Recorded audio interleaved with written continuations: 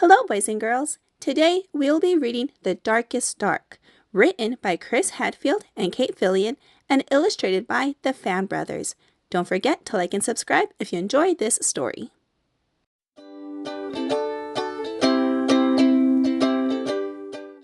Chris was an astronaut, an important and very busy astronaut. When it was time to take a bath, he told his mother, "I'd love to, but I'm saving the planet from aliens." When it was time to get out of the bath and go to bed, he told his father, politely of course, because astronauts are always polite, "Sorry, no can do. I am on my way to Mars." An astronaut's work is never done, so astronauts do not like to sleep.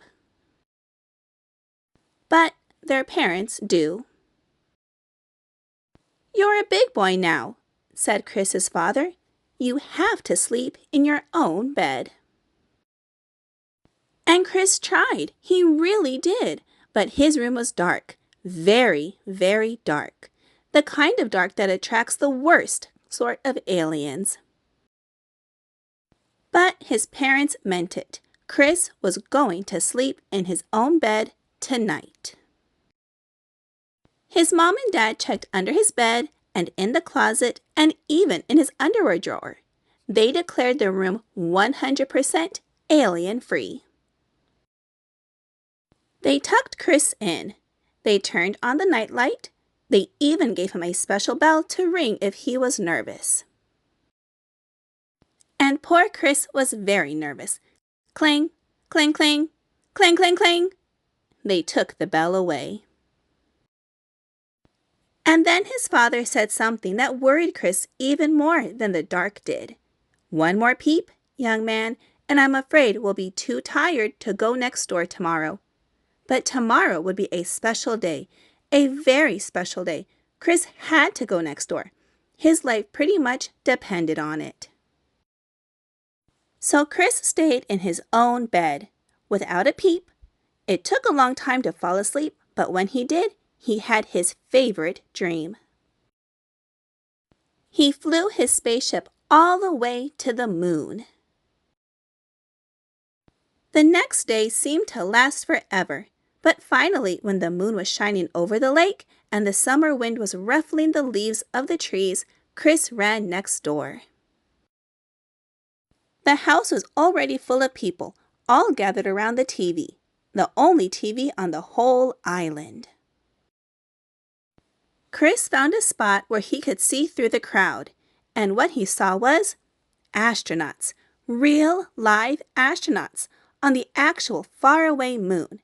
They were wearing puffy white suits and jumping for joy, jumping so high because there was so much less gravity there.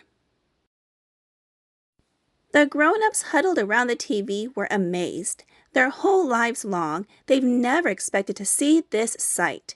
Even Chris, who had been to the moon just the night before, was amazed. He'd never really noticed how dark it was there.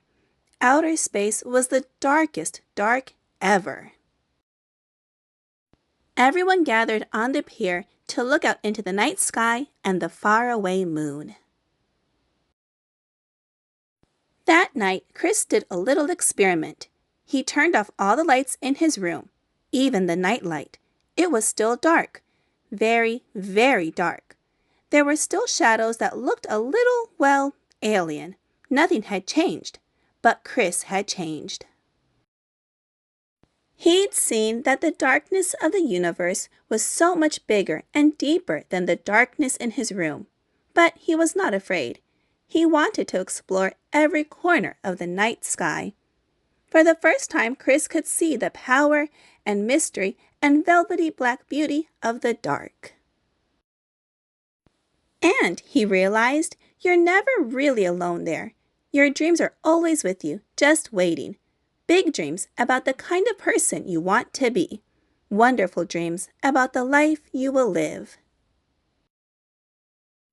Dreams that can actually come true. All right, boys and girls, I hope you enjoyed this reading of The Darkest Dark. If you would like to add this book to your collection, I'll have it linked down below in the description box. And don't forget to subscribe to my channel so you don't miss any uploads that I add. I hope you'll have a wonderful day, and I'll see you again soon in a couple of days with a new Read Aloud. Bye-bye!